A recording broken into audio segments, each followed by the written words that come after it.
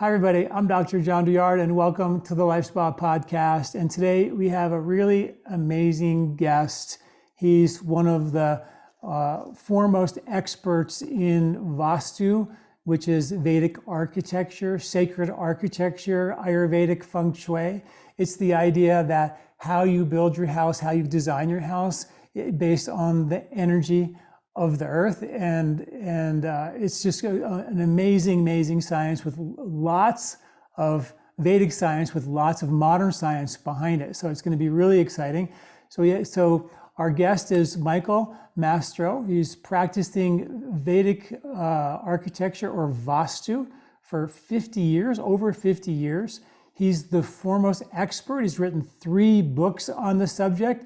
He's literally designed, Vedic architectural buildings for Microsoft and Boeing, which is like amazing. So their buildings are energetically perfect, which is amazing. He designs a couple of houses with Vedic architecture a year. He also, these days, spends most of his time doing rectification for homes and offices. So if your house is messed up and you feel bad energy and the doors are in the wrong place, whenever he can help without having to build and tear down your house and build a new one, you can actually get a rectification from him. His website is Vastu, V-A-S-T-U, creations.com. Michael, welcome. It's so great to have you here. I just can't believe it's taken so long to get you here. This is such an important topic. Thanks so much. Thank you for having me, John.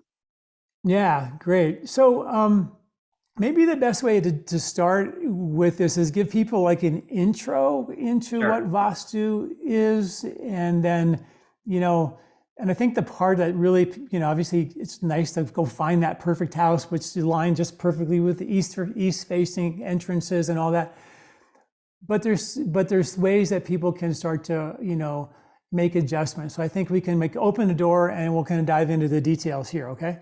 Sure. Yeah. So Vastu means building and Shastra means science. It is the science of building. And in essence, it's designing in harmony with nature. So from Ayurveda, we're trying to balance the 5 elements in the physical body. When the 5 elements are out of balance, earth, water, fire, air, and space, we feel some dis-ease in the body. And so this creates some stress that can affect different parts of the body, different types of illness. And our residence, our office, is the body of our body. So it is made of the same 5 elements that our body's made of. And many of your listeners may have walked into a house or an office and felt uneasy for some reason. And that's because one or more of those 5 elements is out of balance. So in Vastu, what we aim to do is design in harmony with nature with all those 5 elements in perfect balance. Now, if they are out of balance, then we look to see where energy is getting stuck in a residence or an office, and to restore the balance of the 5 elements by getting that stuck energy to start moving again. Just like in your physical body, you go to somebody who understands how energy flows in the body, like a chiropractor. You get a massage or marma treatment or acupuncture. They know how that energy is flowing, and if a marma point or meridian is blocked for some reason, they create some pressure there with an acupuncture needle, and they get that stuck energy to start moving again, so you feel less pain, more energy. Same thing we do with a residence. We locate that energy that's stuck and utilize Vastu technology to get that energy to start moving again. You could say it's similar to feng shui in a way that feng shui aims to get energy that's stuck to start moving again. It's just done differently in Vastu. And Vastu is the mother of feng shui. Vastu is said to be 7,000 to 10,000 years old, and feng shui is about 2,500 years old. About 2,500 years ago, the Buddhist monks took the knowledge of Vastu over the mountains from India to China, and it became adapted to the social and climatic conditions of the time and became known as feng shui. Is that Bodhidharma who took that over, or who did that? Yes, yes. Okay. So one of the things that I think is interesting when you take the human body, this is the north, right? Then there's the south, which is our intestines, and then the east would be what? The east would be that would be this. No, that's the west would be the stomach, right? Yes. Right, and the east would be sort of the liver gallbladder side, right? Correct. So a lot of the Vastu, like where your house should sort of fit that, like on the on the west side, particularly maybe the southwest side, would be more where the kitchen would be, that kind of thing, right? And the north would be where you would think and do more library kind of things. Can you kind of help people organize their house in terms of how it should be from the body? Because we can always remember that, right? Because you have to memorize, oh, the north is for this, the east is for that, the west is for that. But if you just think, oh, this is my body, well, this is over here, so it does this functions, therefore my house should do the same thing. That's a thing, right? Yes, it is about aligning your physical body and your environment to the forces of nature, the positive solar energy that comes from the east and the magnetic energy that comes from the north. And these two forces of nature set up an electromagnetic grid system that covers the surface of the earth. And it's like longitudinal and latitudinal lines. So if you're aligning your physical body and your residence or office to those longitudinal and latitudinal lines, you're getting the support of nature in everything you do. So that's what we mean when we say that Vastu is building or designing in harmony with nature. So exactly what you're saying is the north is the positive polarity in the body and the feet are the negative polarity. So just like a Vastu tip is we spend a lot of time every day sleeping. And so the direction you sleep has a lot to do with the quality of the sleep that you get, whether you feel rested when you wake up or not. And one of the most very simple things that we look at in Vastu is never sleep with your head to the north, because what happens is positive magnetic energy comes from the north and the positive polarities in our head. So if we are sleeping with our headboard on a north wall, then we're creating a repulsion in the body. It sets up, this repulsion in the digestion and that circulation, and so you're not ending up getting a deep rest. Whereas if you sleep any other direction, it's good. So to make it clear, you're saying you have positive energy coming from the north. This is the positive pole, so the two poles will repel. Exactly. Okay, so that's why you don't want to do it. Direction, but north, northeast, or northwest is a good direction to sleep. And in fact, they've done studies in hospitals with patients recovering with similar surgeries. Half of the patients are set up with their headboards to the north and half to the south. And they find that the patients with their headboard to the south are recovering more quickly with less complications. They're having more REM state and more REM cycles and longer REM cycles than the patients with their headboards to the north. So in fact, so the south so would south therefore be the best? For people who are recovering from surgery or having a lot of health challenges, south is very good because it completes that magnetic cycle. But east and west are also okay. Southwest, southeast, east or west or south, all are good directions to sleep. Now, you said it's like full-blown south is going to give you it's going to pull that energy in, I would guess, right? So it's going to pull, and that would be the best for healing. Yes. Is the west better for certain things and the east better for certain things, or they're just all okay?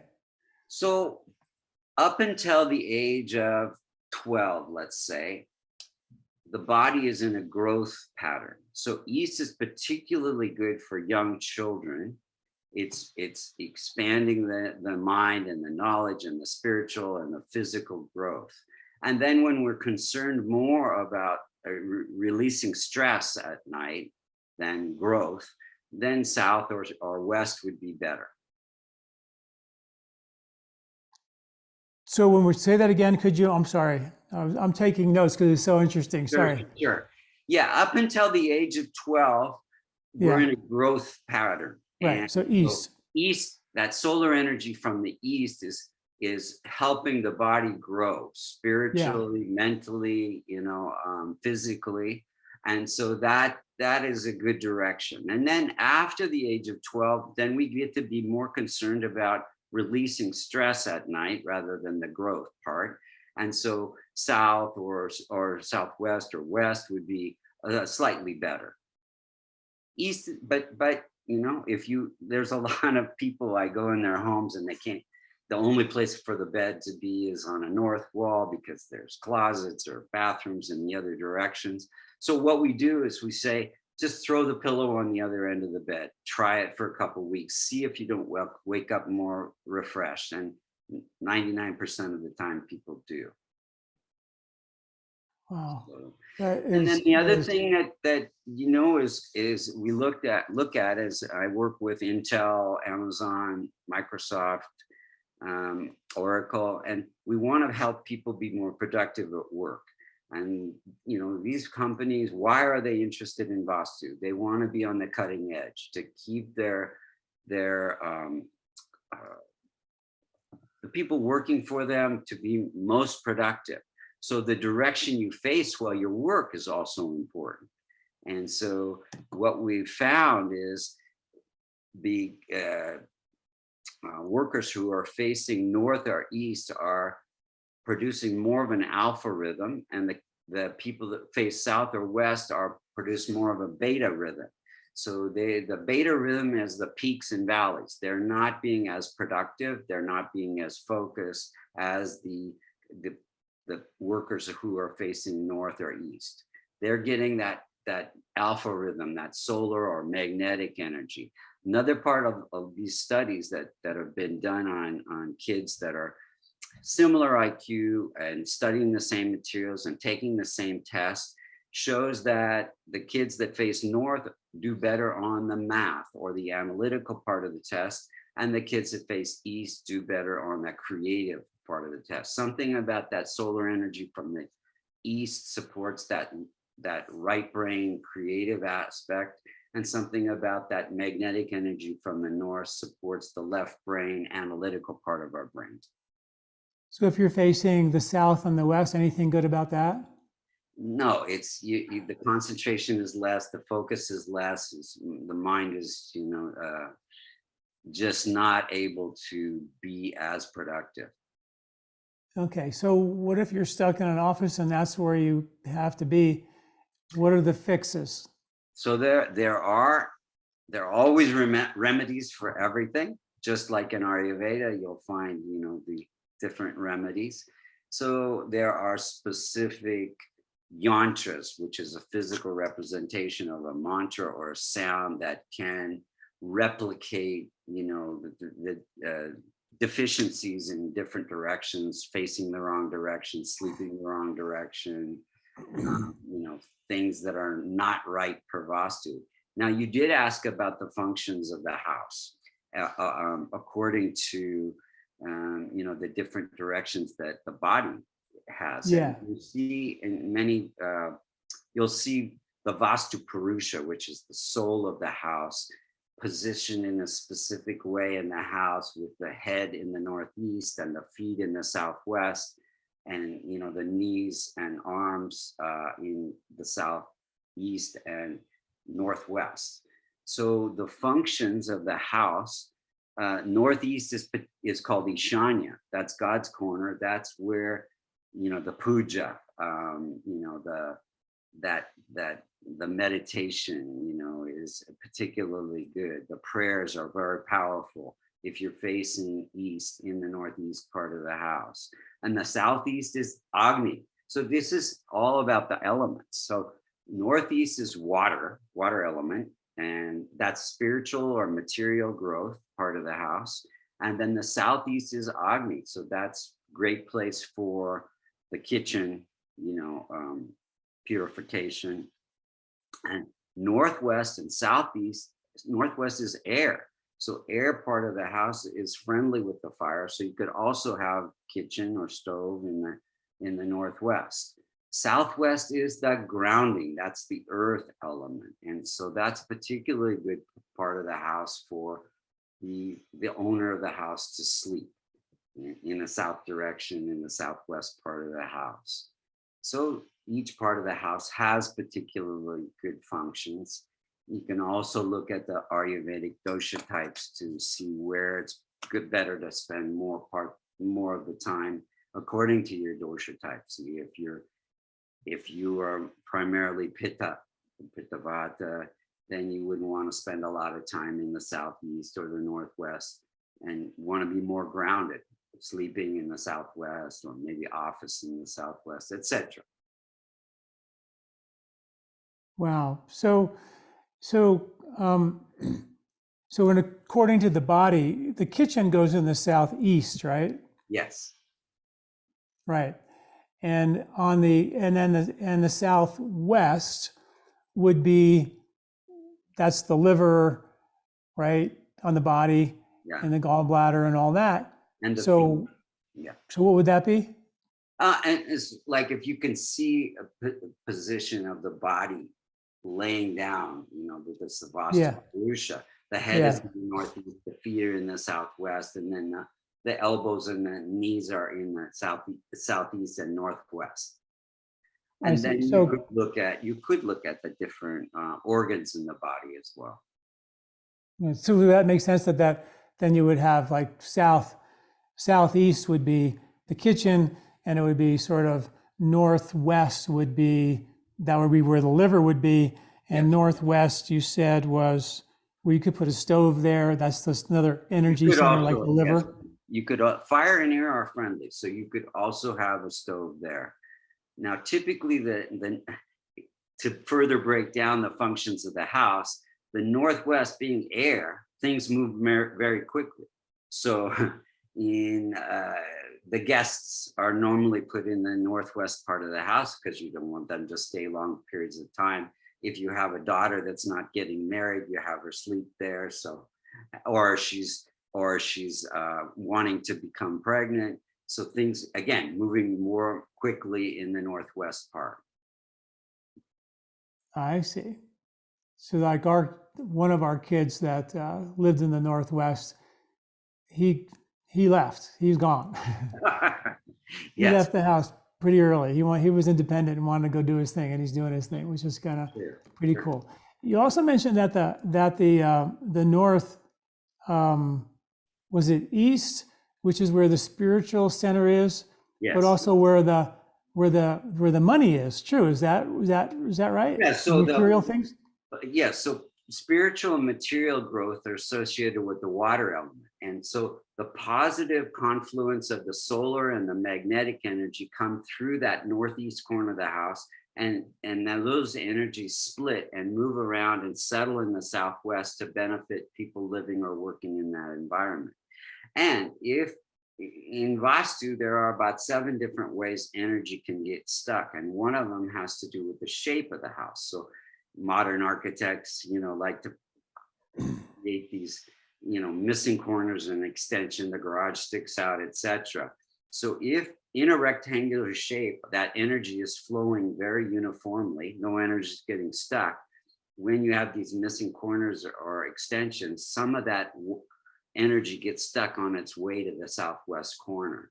And depending on where it gets stuck, it has some influence on the family or the business. So northeast, if you have energy getting stuck there because of a missing corner or maybe a fire element like a stove or furnace, electrical panel, that's fire reducing water, energy is getting stuck, or a missing corner, some energy is getting stuck, that would affect the finances. Then if in the southeast, you have some missing corner there or a big water element like a fountain or a toilet or a swimming pool or something like that, water reducing fire is going to affect the health, the energy level. In the northwest, if you have a missing corner or some energy getting stuck there, that's the air element. Air affects our mind, our emotions, and our thinking and our actions and our speech. So ultimately, some stress in the relationships occur. Likewise, in the southwest, missing corner or a water or a fire element there reduces the earth element, and The Southwest has to do with earth, how we support our bodies, our physical structure, our back, our spine, and how we support our family, our career, our life purpose, our dharma, why we came here. So any energy that gets stuck in the Southwest is going to affect the progress of our career. I thought it was really neat how you said like the energy comes from the northeast and it goes around the body and it heads towards the south. And that's obviously, and that energy has to come through and it has to leave, just like in it, so that those blocks are like being constipated in a way, right, for your body. Exactly. Also, Southwest is associated. Yeah, we talked about this on Dr. Ross. So Oh, did you? Southwest could be also associated with constipation because exactly that's where the energy would leave. And if energy is not contained, like you have maybe you have a door or lots of windows or openings in the Southwest, then that positive energy will leak out. The finances will leak out and become unwanted expenses. So houses are designed, or buildings are designed, to have more openings in the north and the east and less in the south and the west for that reason. Oh, okay.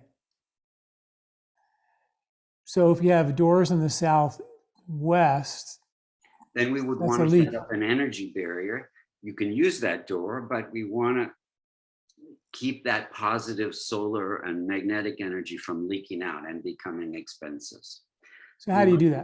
Likewise, a lot of apartments are blocked in the northeast. So there's no doors, or, because there's another unit there, or, not a lot of windows for some reason. Then we need to utilize these yantras or physical representation of mantra or sound to attract that missing solar or magnetic energy, that prosperity. I see. Because that'll actually capture it.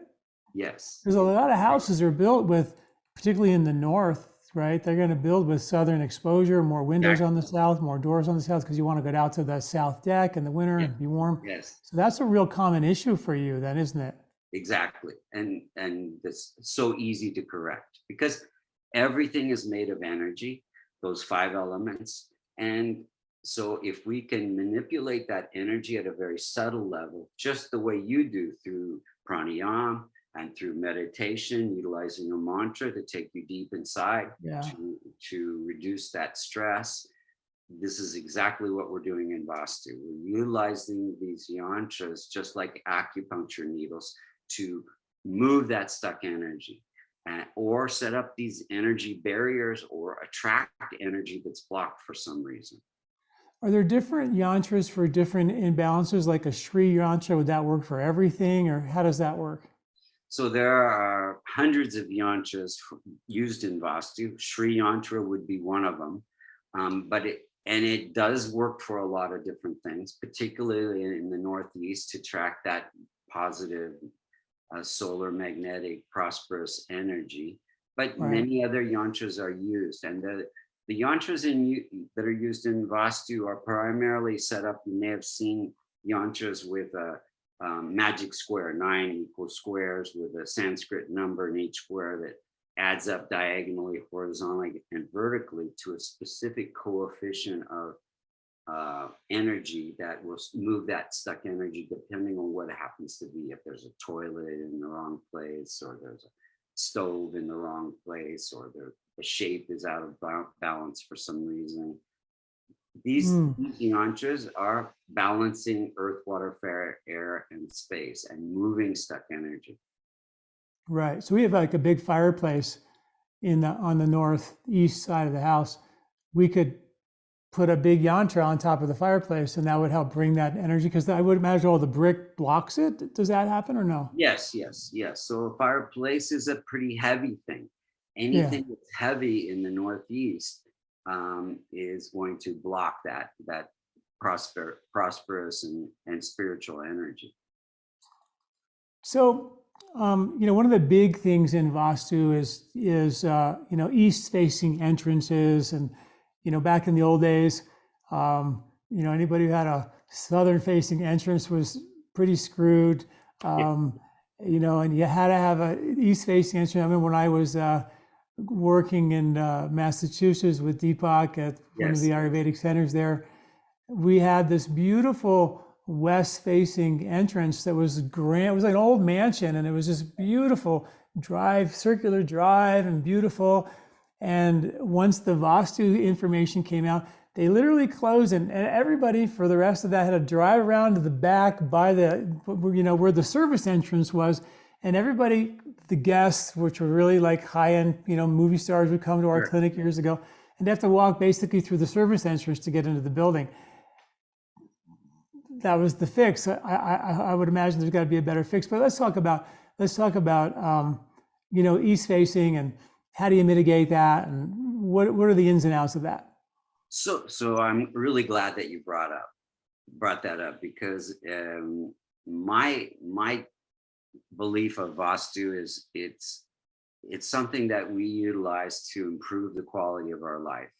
And when you do something very impractical, like board up the main entrance to the house, and you'll see this different parts of the world, in India a lot, somebody's come and said, you can't use this entrance, or you have to cook in a bedroom because it's not in the right place. Or, these things create more stress. We're trying to reduce stress. Right. Yeah. And so again, it's all about energy. And there's so many ways to manipulate that energy at a subtle level, rather than a gross level of boarding up a door that's the main entrance to a house.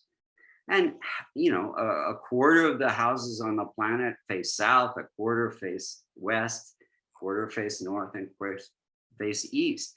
So you can't just say that, half of the houses on the planet are bad and you should leave those houses. And yeah, that's really a misnomer. And I feel that it's a detriment to, people learning about Vastu. But it is a thing that how you entered the house. Now, maybe your garage door might face south, but if you go into the house through the east facing, then it's a little bit better, right? Isn't that a thing? Yes. And it's just like I was saying before, the thing about a south entrance is it's going to leak a lot of energies, physical, healing energy, and material, financial energy. So again, just setting up the energy barriers, and utilizing yantra in the Northeast to track that blocked or missing energy is very simple fix. Very And easy. the energy barriers to block from the south, 'cause I think everybody's got a house that's got some southern facing leak. Exactly. Especially like you say, in the Northern Hemisphere, we have to have that solar energy from the south, to help heat the house and give us light, etc. So when I'm talking about blocking, I'm not saying closing up your windows or putting heavy drapes, although there are people that recommend such a thing. I'm just saying energetically set up some energy barriers. That means you can still use the windows and the doors on the south or the west side, but we keep that prosperity from leaking out. So like in feng shui, they would put a mirror there so everything gets bounced back. Is that a thing in Vastu, or is it always just yantras? It's just yantras, because again, the difference between feng shui and Vastu is they're using more material kind of things, like flutes and crystals and mirrors and things, when we're using that very subtle energy of a yantra, because it is all an energy. And that's the big difference. Now, a lot of schools of feng shui are built on the bagua, and that means it's not about directions. It's about how you enter a space. And then the right corner becomes relationships, and left corner becomes finances, etc. Vastu is all about the directions: northeast, water; southeast, fire; southwest, earth; northwest, air. And those directions, the center is the space, or the ether element. And so, so it's all about the directions and balancing those 5 elements, so that people feel more harmony in the house, better health, better finances, etc. What about more that? Harmony in the relationships. Yeah. So what about, like in Vastu, what is it called in the middle? the space in the middle for Brahmasthana, yeah, Brahmasthana. center of awareness. Yeah, so let's talk about that. And how do you create a Brahmasthana if you have a big staircase in the middle of your house? What do you do there? I actually design a house with a staircase, not right in the very, very center, but around the Brahmasthana, because that opens up the first floor and the second floor so that you have that movement, that energy, good energy flow in the house with a little skylight or something in the very center to bring in that celestial energy and move it around the house. But yeah, a lot of modern houses have heavy staircases right in the center with a toilet or a powder room right underneath it, or a central furnace. All of those things would be heavy weights in the very, very center and reduce that space element. So earth, water, fire, and air come out of the space element. They are the mother of the other four elements. So if you have this dosha, you could say imbalance in the very center, it's going to affect every area of your life, your relationships, your health, your finances, and your career. And there are easy fixes because, again, it's all energy. So to be clear for folks, the Brahmasthana is a open space, yes, generally in the middle of your house, yes, where the energy would go around it, right? And it'd be good to have a vaulted ceiling there or right, access to the upstairs. Everything moves from that spot, right? correct. And is the yantra fixed for that too? If you don't have it, or do you put like a fountain there or something, or what do you do? Exactly. No, the center of the house is, there are people that recommend fountains or something, but it's basically empty space. You don't want anything there so the energy can circulate. And you'll see houses around the world, Bali and India and different places, where they'll have an open courtyard in the center. In the old times, they would have that instead of, now we have these 2-story houses with a skylight or a cupola on top to circulate the energy. But, in the past, and I designed, lots of office buildings with the central open courtyard, open area, atrium, so that energy can circulate. Yeah, no, that does make sense. And obviously, then you have some outdoor space that's protected from the wind too, right? Yes. Yes. So that's a gathering point basically for people and energies, and to move that energy around. And everybody, all the bedrooms and things would be facing that. Now you see some houses in Texas, which I have to rectify, they'll have a swimming pool in the center. Again, that's not a great idea. Not a great idea to have a fountain there. We just want empty space. Right. Is there a good place courtyard. for a fountain? Is a fountain a good place for, like, in the South where that's bad? No, in the Northeast, that's your water element. So even just a little tabletop fountain in the Northeast will help circulate that financial prosperous energy. Oh, okay. I see. So you can support these elements very easily by, more on a gross level without the yantras, but not as profoundly as with the yantra, utilizing, a Himalayan salt lamp in the Southeast, or a plant in the Southwest, or some chimes or something like that in the Northwest, and a fountain in the Northeast. So the chimes, because it's air, yes, would be better in the Northwest. Yes. A plant in the Southwest, because that's the fire. That's earth. I'm sorry, the earth. That's right, the earth, and that's obviously the earth. Southeast, I like a Himalayan salt lamp. That's more like fire. Or a fireplace. Or a fireplace, or an oven, or a candle, electrical panel, or a furnace, etc. I see. So there's also this thing where, like, it's sort of crazy. I don't want to say this in a negative way, but when we first moved here to Colorado, well, not the first, we eventually got a house that we had a Sapachave Vastu expert come, and they said, oh, it's a perfect east-facing entrance. Everything was beautiful, beautiful. And it was great. We had a great experience, except, we had my Ayurveda clinic burned to the ground. I was sued for $13 million. Sort of was a bummer. In the end of the day, it was a beautiful experience, and I don't mean it was a bad thing, but that was our east-facing house, perfect Vastu.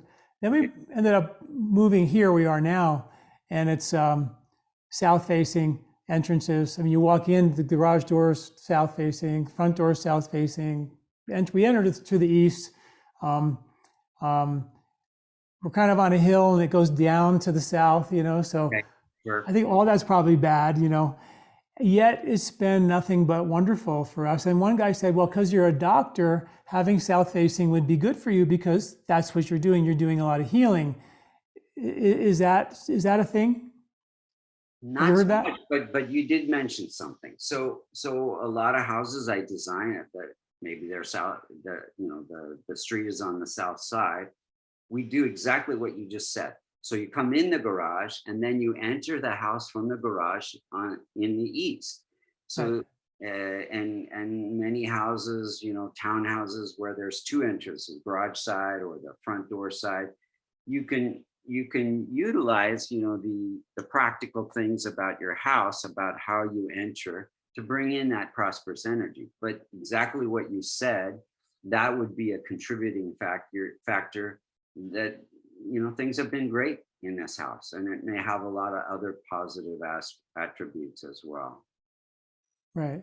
But it doesn't, does it matter about your Jyotish, Exactly. It's not so much so, there are schools of thought that, depending on if you're Capricorn, then you should enter from the, certain direction, etc. Generally, east or north is going to be good for everyone. And south and west can be good if it's mitigated, with the yantras, or like you said, you come in the garage and then you enter through an east door into the rest of the house. Right, right.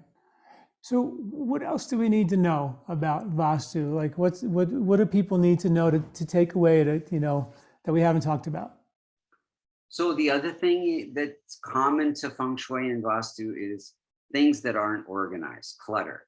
So depending on where you have, like if you're having some health issues, look in the southeast part of the house and see, is there a closet or is there a garage or something that can be a little bit more organized? If you're stuck in your career, look in the southwest, see what could be better organized there. Maybe it's a drawer. And then in the northwest, stress in the relationship, look there, see if things need to be more organized, etc. Like in the northeast, if you're having financial issues, can you add a fountain? Can you organize something that's better there? These are, some very simple things that anyone can do. But beyond that, if there's a toilet in the wrong place, or the shape is not right, or other things we've talked about leaking expenses or blocked prosperity, a Vastu consultant can help mitigate those doshas or imbalances in the house. And there's really, what I've found with my clients over the years, there's really three things that affect us: our ability to be productive and successful and healthy. One is whatever you can do to reduce the physical or mental stress through all the amazing techniques that you have come out with, and through Deepak. I work for the Chopra Center as well. These amazing, pranayamas and cleanses and Ayurvedic techniques to reduce the stress in the mind and the body, meditation. And then the next 30% is the environmental stress. That can be done through Vastu. And then the last thing is planetary stress through the Jyotish. And you mentioned Jyotish. That's also going to have an effect. And so what I feel strongly is that it's good for us to look at in a holistic way at whatever kind of issues that someone is having, not just treat them from an Ayurvedic standpoint, but also look at their Jyotish, look at their Vastu, and see if we can't give some balancing factors to all three. Because I have a lot of Ayurvedic patients that come to me and they're still having issues, or and as well as Jyotish, they've done some remedies, but they're still having some issues. So if we can look at it from these amazing sister sciences that the Vedas gave us, In the past, the kings and royalty and, people were looking at all three angles to any situation in a holistic way. Yeah, no, I think it's great. I mean, because I've written some articles about the science of just the movement of Saturn and the movement of Jupiter. And I've actually been shown to have a powerful effect on us scientifically. So it's not just when you say, oh, astrology, it's a bunch of ooga booga. There's a lot of science behind those planets. I mean, just think of what the sun does to us, what the moon does to us. It turns out that those planetary influences are scientifically documented, planets like Jupiter and Saturn, and those are gross measurable effects. A lot of the subtle effects, that we can't perceive yet or even measure yet, that doesn't mean they don't exist. I think it's a really important thing to take into consideration. Obviously, the body, of course, your Ayurveda, bring your body back in balance, and then your Vastu internally in the house makes a lot of sense. Clean it up, get it organized the very best you can. Buy a lot of yantras. But what about I'm just kidding. What about the landscape? Like, your outer environment. If you have like a hill or a plant or a lake or a septic field, or, what about all that? Like, what is the best way to kind of fix your yard? It's a great time to talk about that. Everybody's got their house doing their yard work these days. Yeah, I mean, when we're designing from scratch, we put the bigger trees to the south and the west to bring kind of a physical barrier, so that again the prosperous energy doesn't leak out and become unwanted expenses. And towards the north and the east, we have the smaller shrubs and plants and tulsi and things like that. So from a landscaping point, just like an interior design thing, we want the bigger, heavier things to the south and the west, and the lighter, smaller things to the north and the east, to not block that, positive solar magnetic energy. So yeah, those are the things to look out for. And then, if you can have a fountain in the northeast part of to your lot, and maybe a rock garden in the southwest, etc., and a barbecue pit or fire pit in the southeast or northwest. Those are things you could do from a landscaping point of view. But I love what you were saying earlier. I mean, since I've been doing this 50 years, I'm also a Vedic medical astrologer.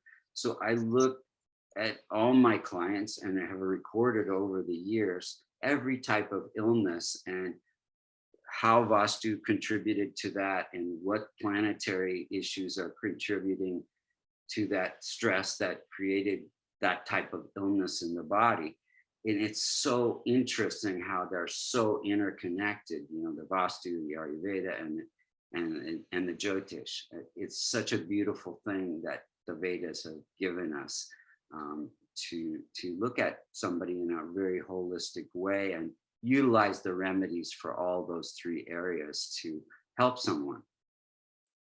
Yeah, it's an incredible science, and it's a science based on, such subtle influences. And what I've learned along the way about Ayurveda is the things that are the most subtle are the most powerful.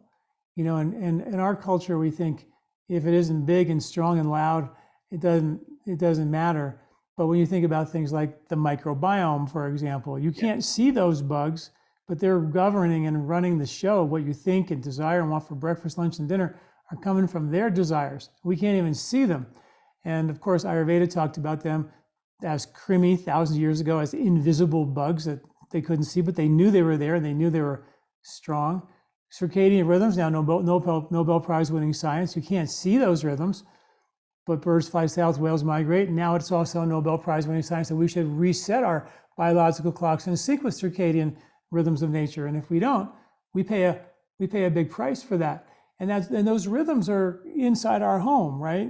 Exactly. And part of what the Vedas talked about is the energies from the earth, the underground streams, the underground fault lines, and now more in modern times we have underground power lines, utilities, gas, sewer, water, storm, and now these EMFs coming from Elon Musk has put up, 250 some thousand satellites, so that at a certain point, you're not going to need a router in your house anymore. There's no way to get around these electromagnetic frequencies. So we have to learn to adapt and have ways to protect ourselves from these frequencies. And I have a lot of clients, you probably do too, that are very sensitive to these frequencies.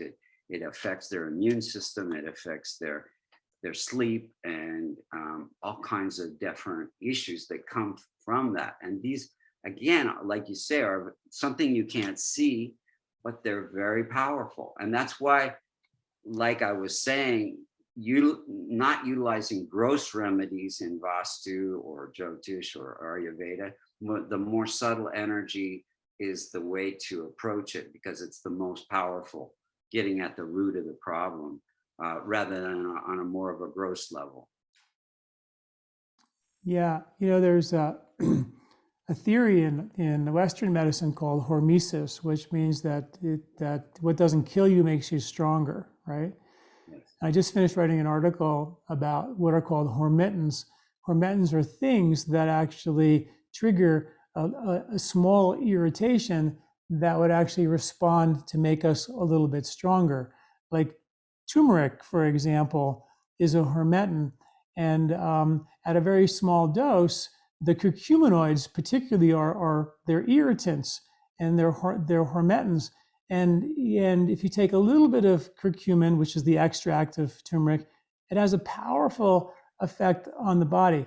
In fact, the smaller the dose, the more powerful effect it has. But at a higher dose, it can actually have a negative effect. So like a small dose of curcumin, for example, it'll increase stem cell activation. At a high dose, it'll block stem cell activation. So nature always didn't give us curcumin, right? There isn't a curcumin pill or a curcumin tree out there. It's the whole turmeric root that has one of 300 constituents is curcumin. So nature gave us a dose of curcumin that was just in the low dose. That's now science is saying a little bit goes a long way. So subtle, you can't even hardly taste or find the curcumin in so subtle. But the science is now showing that's the most powerful. And I think that's a magical understanding, is we always ignore the subtle, the power of meditation, the power of yoga, the power of breathing, the power of being still and being silent, like having a home like Vastu, like you said, which is just like such creating an environment that where you can feel at peace and still your mind, create that Brahmastan inside your own being, so everything functions from that. I wrote a book called Body, Mind, Sport years ago about nose breathing versus mouth breathing exercise.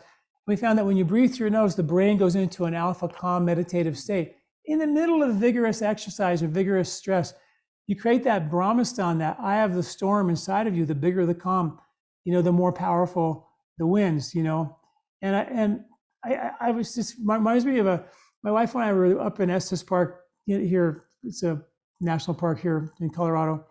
Last weekend, we found this incredible trail. We went through this beautiful meadow. We came across about 6 elk that were just chilling. And we sat with them for about 2 hours, just sitting there, just with our eyes closed, open, watching them, being still. And we watched them for 2 hours. And these are massive beasts that can run faster, jump higher than any human being could ever do with no training at all. And they were just sitting there. They would sit down, and they would just sit there doing absolutely nothing, chewing like this. Perfectly still, perfectly content. You went with them long enough to feel their contentment, They were so content, just sitting there, doing nothing, accomplishing everything. And I was like, that's enlightenment, Like humans, we're like, oh man, I want to build a fort. I want to build this. I got to go do. I never feel like I can just do it. And they don't just do that for the 2 hours we watch them. That's what they do, They just chill, and they're so content. And you just wonder, who's more evolved, Like, we're trying to accomplish everything. None of us are satisfied. Everybody's depressed. We're killing each other. And they're just sitting there chewing their cud, being completely content. And I was like, that's really the key, is to find of space in your head where you can be at peace. And I think the Vastu that you're talking about is creating an environment. It doesn't have to be a big old mansion, it doesn't have to be, but it just has to allow the energy to flow, to give you permission to be still and be comfortable in that space, in your body, in your mind, Jyotish, in your body, Ayurveda, and in your home, Vastu, right? That's what it's really about. I love that. And that's really, really the essence of Vastu. So in your experience connecting with nature, all 5 elements are in balance. And that's all we're trying to do in Vastu is create that experience. And it could be just one room in your home, or a closet, or just some area where you sit in a chair, where you're creating that connection to the nature and the 5 elements being in balance within the body, the Brahmasthana, like, the heart of your soul. Just going inside and connecting with that is the most powerful thing that we can do. And I think a lot of us came from different types of meditation where we learned this at an early age, and we're just repeating that throughout our life, trying, being connecting, and connecting with nature is a very good way to do it. So the Brahmasthana in Vastu is obviously the middle of your house, having that space, right? Yes. The Brahmasthana in our body, I would imagine, is our heart. Is that true? Yes. What about in Jyotish? What's the Brahmasthana in Jyotish? Oh, that's a good question. So we talk about the chakras, Saturn being the root chakra, and Jupiter being the 2nd chakra, the water element. Saturn is the earth element. Mars is the fire element, the navel. And then we have the heart, or the lungs, or the air element being Mercury, Venus. And then the throat chakra is Mercury. And then we have, the moon for the mind, or the pineal chakra, and sun could be thought of as, the crown chakra, or it could be thought of as the space element, the very center. But yeah. How about the sun? All the planets revolve around the sun, right? That's what I meant. Yeah, the sun, it would be, I would say, would be more that space element, which is in the very center that everything is revolving around. And the sun is the heart in Jyotish? Venus is actually the heart. Right. But, beyond those chakras, at the very center of everything, we could say that sun is, everything is revolving around that, the Brahmasthana. Yeah. Yeah. In Vastu, all the planets line up with different directions too. So Jupiter is that northeast, that spiritual, confluence of the solar and the magnetic energy. East is the sun. And some people also see the center is the sun as well. And then you have southeast is that Venus energy. South is the Mars energy. Southwest is the nodes of the moon, or the node of the moon, Rahu. West would be Saturn, northwest would be Moon, and north would be Mercury. And so that's part of, when those energies are compromised by some, imbalance, some dosha, we utilize those energies of the planets to correct, a blocked energy, or, set up energy barriers to keep the prosperity from leaking out. So if you're going through a Saturn cycle, for example, and that's in the west, you'd want to then, really make sure you don't have any leaky west windows or something. Yes, part of it, yeah. Something like that. Yes. Yeah. Yeah, absolutely. I mean, there are people that think, too, like if you have an afflicted Venus, then you would definitely want your kitchen to be in order, and, and having good Vastu in your house, etc., like that. Things correlate in different ways. Yeah. Wow. Absolutely, absolutely fascinating. Really, really great. So Michael, well, first of all, Michael's website is vastucreations.com.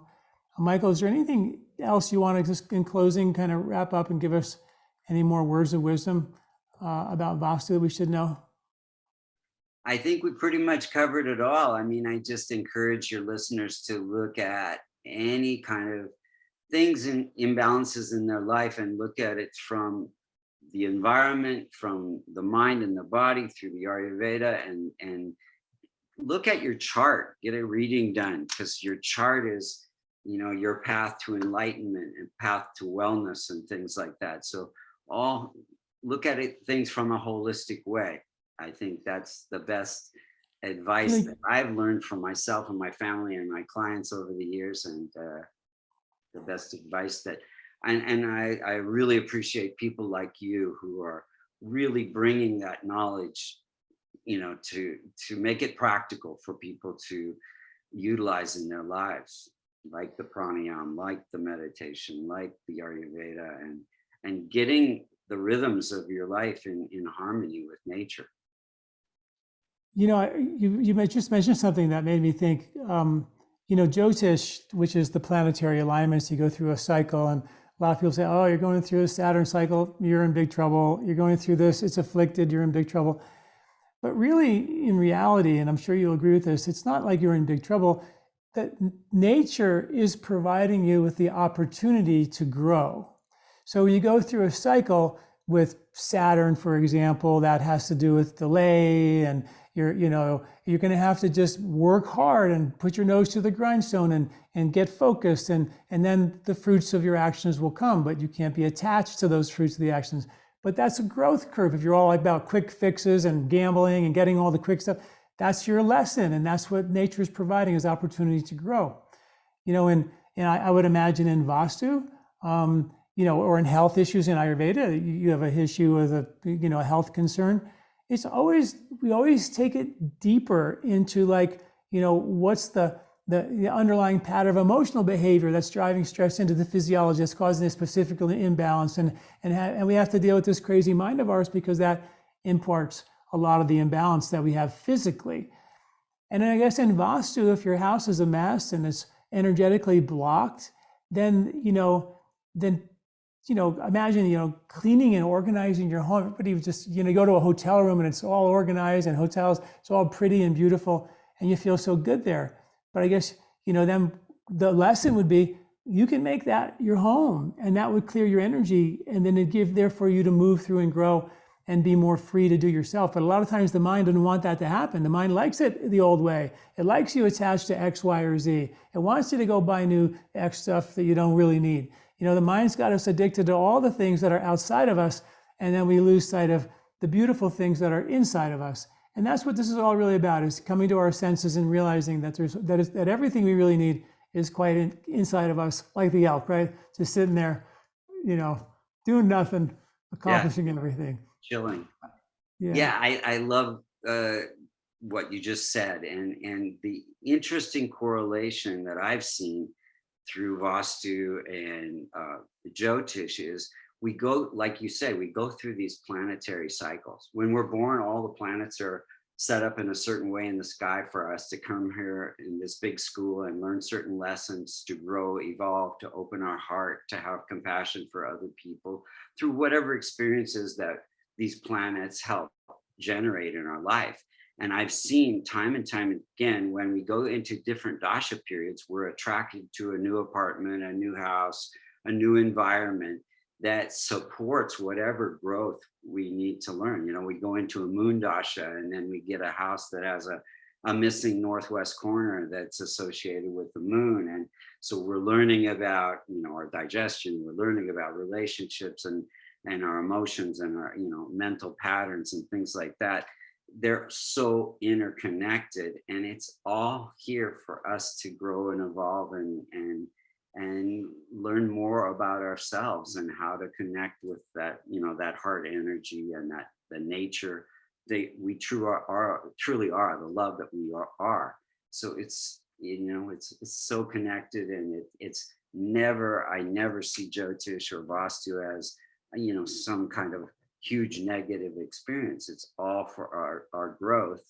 And, people come to me, and I've had this experience early on in my astrological part of my career is, oh, I'm in Sadi Sat, but I'm having such a great time in my life, or I'm in a Mars period and a Kuja dosha, and I should be having all these bad experiences, but I'm having good experiences.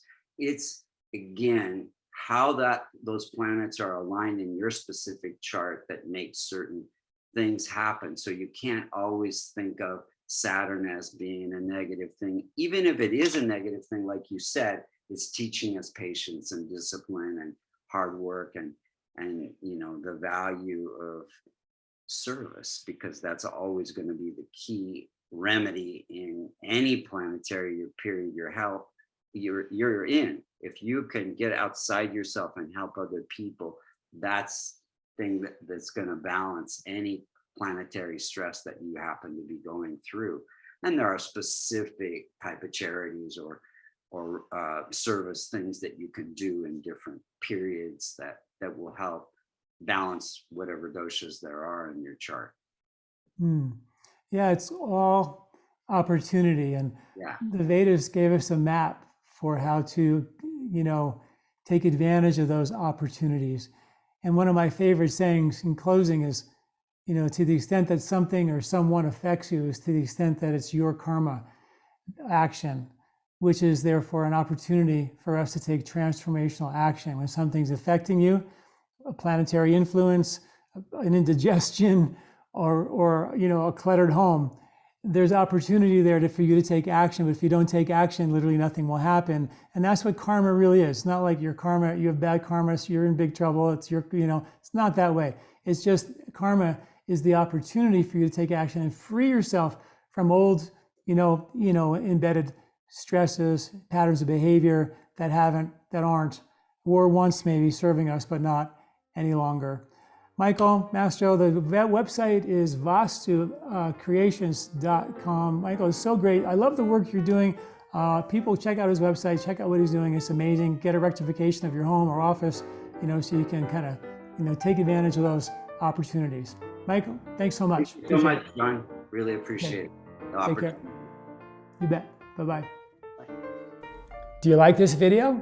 Don't forget to subscribe and share. This recording is brought to you by LifeSpa, where ancient Ayurvedic wisdom meets modern science. Get access to free health video newsletters by Dr. John at lifespa.com. These statements have not been evaluated by the FDA. These products are not intended to diagnose, treat, cure, or prevent any disease.